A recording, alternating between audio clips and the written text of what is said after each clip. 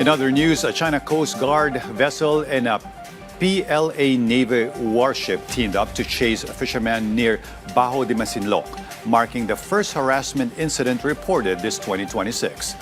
Full details in this Patrick De Jesus report.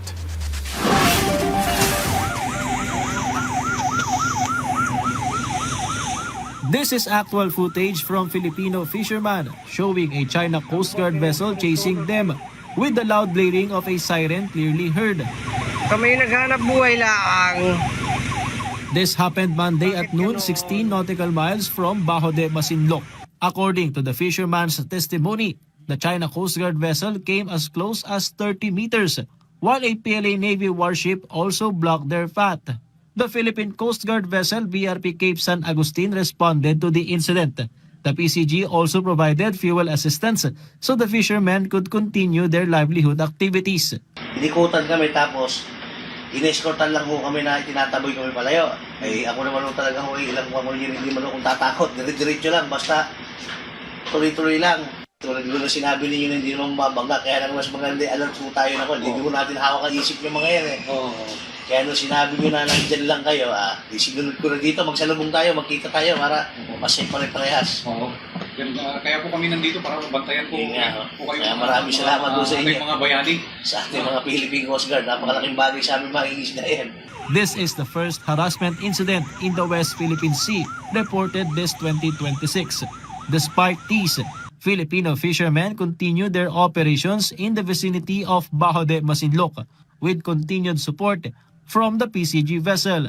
According to PCG spokesperson for the West Philippine Sea, Commodore J. Tariela, the latest incident shows that China's supposed assistance to fishermen recently was merely propaganda.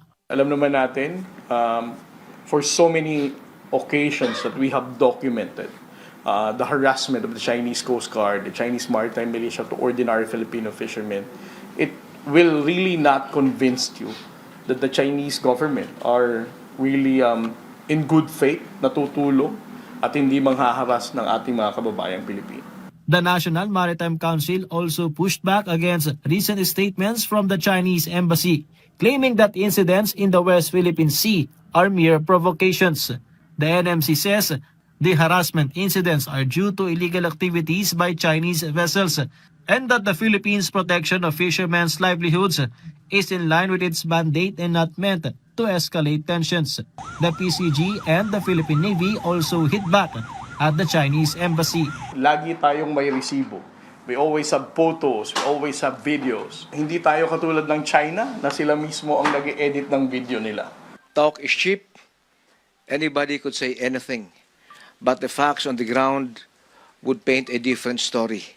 Historically, the Philippines has never been provoking any country within our maritime zones.